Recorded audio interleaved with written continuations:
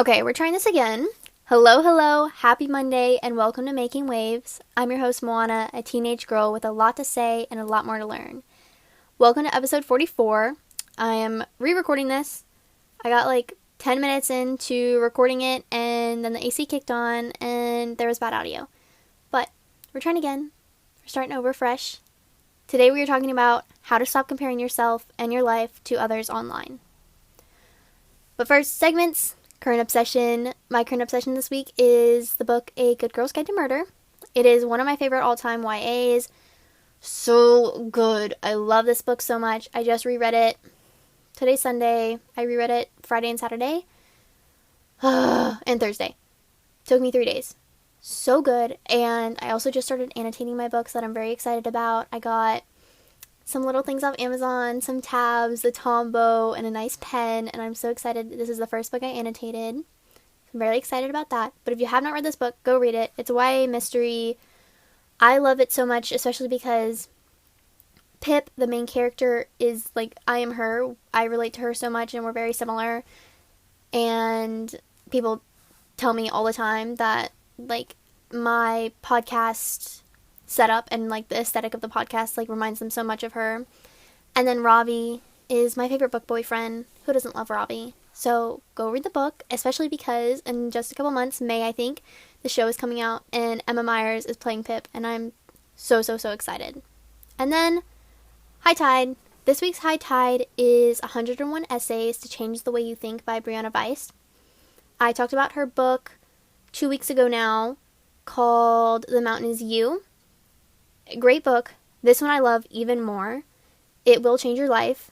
It is a thick book. I ordered it and it came and it was way thicker than I thought it was going to be. But it's such a fast, easy read because, first of all, there are a lot of blank pages that break up the essays.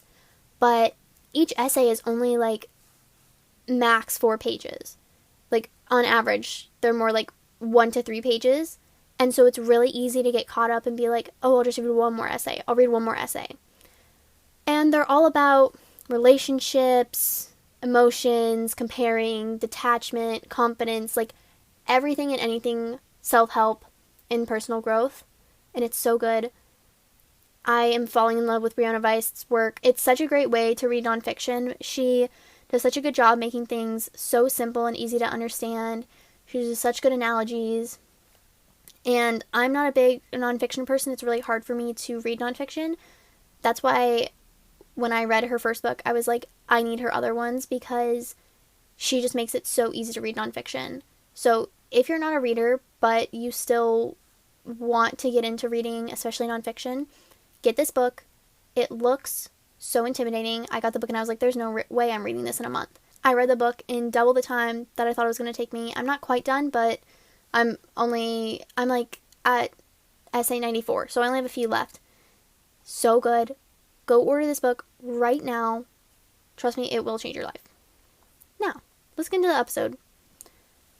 First, I want to start by reminding you that social media isn't real. I know sometimes we forget this, and I know I definitely do it all the time, and it's something that I have to remind myself of constantly, but social media isn't real. And when we forget this, it makes us feel like we aren't good enough. But this is your reminder that social media is a highlight reel of people's lives and the most exciting parts. People don't share the boring parts of their day where they scroll for hours on end or are doing the dishes or eating whatever random crap is in their house. Think about what you share on social media and what you don't. Do you share sitting and doing schoolwork all day? Do you share driving to Target? Like, no. You share the important events in your life and the most exciting things. So when you're comparing and you're scrolling, remember that. And also, it doesn't matter how many followers someone has. Like, we will compare ourselves to them. We will compare ourselves to our classmates with 150 followers, and we'll compare ourselves to the influencers with 15 million followers. It doesn't matter. We will compare ourselves to them, no matter who they are. All the content that you see from influencers and creators is planned. It's their job to curate a feed that is appealing and entertaining and engaging for you. And you have to remember that a lot of that is filmed on professional cameras. It's edited by experienced professionals. Not to mention that there are so many creators, and there are so many that don't do this and are genuine and authentic and real. And I'd be happy if anyone's interested to share my list of creators that I genuinely love and are just so genuine and authentic and post really great content. But a lot of people also fake things, or they post something that's misleading, or they post things that they receive for free. They received it for PR, they're doing a brand deal, and so they might even be getting paid to post that. So you have to remember that when you're scrolling and you're seeing people go on these expensive trips that are creators and influencers, or they have all these nice things, they're constantly buying new clothes, new makeup, whatever it is, a lot of that they're not paying for themselves. It's their job to receive those things and promote them. I have worked really, really hard to make sure that my experience with social media is super healthy and positive. When we sit for hours a day scrolling TikTok, Instagram, watching YouTube, it can start to feel like we're small and unimportant and like we aren't fun enough, successful enough, pretty enough, good enough, or our life isn't exciting enough. The first step to stop comparing is to be self-aware. We have to be able to recognize when we start comparing and feeling negatively. When you're scrolling, how do you feel? Pay attention to this. Next time you're scrolling, how do you feel? And if you start to feel negatively, what is it that triggered that? Is there something specific, some specific creator, some specific type of video that causes you to feel negatively and start comparing? Who on your feed is providing you with positivity and education and motivation and inspiration? And who on it is draining you? Pay attention to these things when you're scrolling, and you can start to recognize patterns of, oh, hey, when I see this creator, it makes me feel like crap, like I should probably not follow them. Or when I see this person post, I get so excited, I love what they do, I love what they post, and it makes me happy. So this is how to stop comparing. First of all, why do we compare? We compare when we want something someone else has, or we're scared of missing out on something. So FOMO, or physical things, or sometimes not even physical things. It could be emotional things, relationships.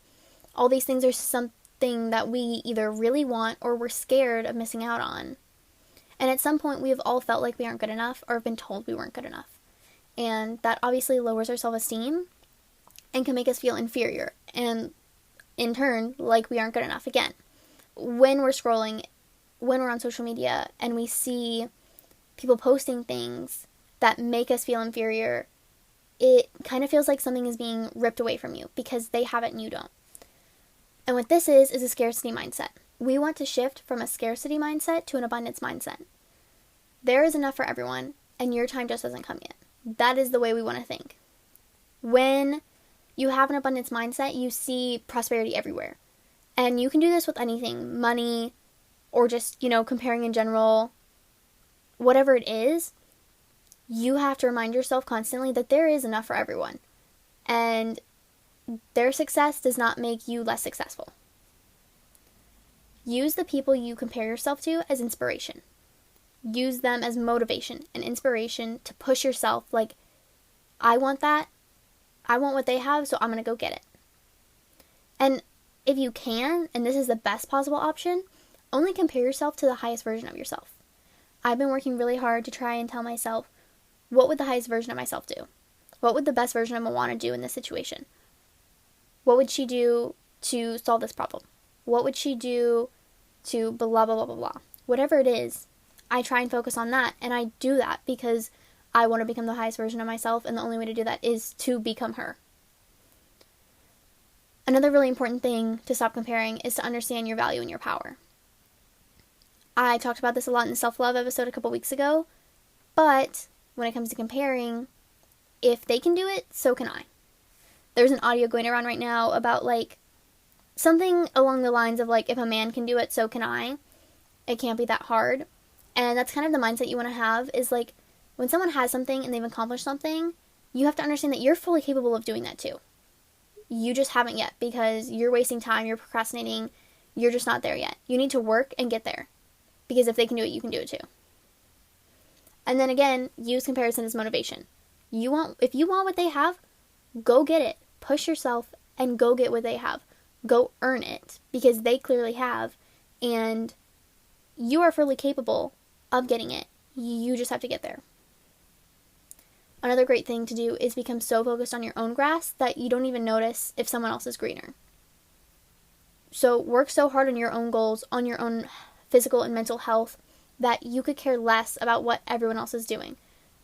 Then there's no need to compare, because you love what you have and you're working really hard at what you have. And of course, gratitude is everything, and appreciate what you already have is going to make you compare less, because you're grateful for the things that you have and appreciate what it is that you already have. And also, you don't really want to switch lives. You see all these people online, I promise you, you do not want to switch lives with them. Because when you do, you also take on their trauma and their burdens and their problems. Everybody has problems, no matter who you are, and you are fully capable of getting past yours, and they're fully capable of getting past theirs. But you don't want to take that on. It doesn't matter how much someone has, they still have their own struggles. Short episode today, but homework. This is probably one of my favorite homeworks that I've written up for the new Fresh podcast rebrand. It's important that just like influencers curate their feed, we need to do the same. You need to understand what you want to see in your feed. What is going to uplift you, make you feel positively, and motivate and inspire you. I suggest giving yourself a soft following limit. I'm not going to say what mine is, but there's no way you can keep up with 800 different people's lives. No way. You do not need to be following that many people. Take the time, commit, and go through everyone you're following and unfollow them. Ask yourself, why are you following them? Is it because they're a celebrity? Because you know them in person and you are just expected to follow them? Is it because they motivate you? Is it because they teach you something? If they don't post often, or if you're following them as a courtesy, unfollow them. For example, if there's someone at your school that you're following and you're only doing it because they followed you, you do not need to follow them. And when you unfollow them, they probably won't even notice. And even if they notice that they lose a follower, they would have to think in their head, yes, it's Moana who unfollowed me, and type in your name in their following to see that it was you that unfollowed them. And if you really feel that guilty about it, you can make it so that they're not following you either. And also ask yourself, how does their content feel? This is probably the most important thing, but when you're looking at someone's profile, when you're scrolling through their content, how does it make you feel? And then unfollow people who make you feel negative about yourself. Some of my favorites, if you need recommendations for people that make you feel positively and don't offer any space to compare, Spencer Barbosa, Caitlin Nolan, Trinity Tottinger, Alana Bloomberg, Rebecca Lee are some of like the health girlies, and then obviously everybody knows Spencer. If you don't know Spencer, I don't know what you're doing. And I will post on the podcast Instagram today some other content creators and influencers that I think are really great and positive and always making me feel like my best self. Thank you so much for listening. If you love this podcast and you want to show your support, please, please, please leave a rate and a review. It helps so much and it helps the podcast grow. Definitely follow me and the podcast on social media at the Moana Adams or at makingwaves.ma, and follow the show on Spotify or Apple so you never miss another episode. Don't forget to drink your water, and I will talk to you later.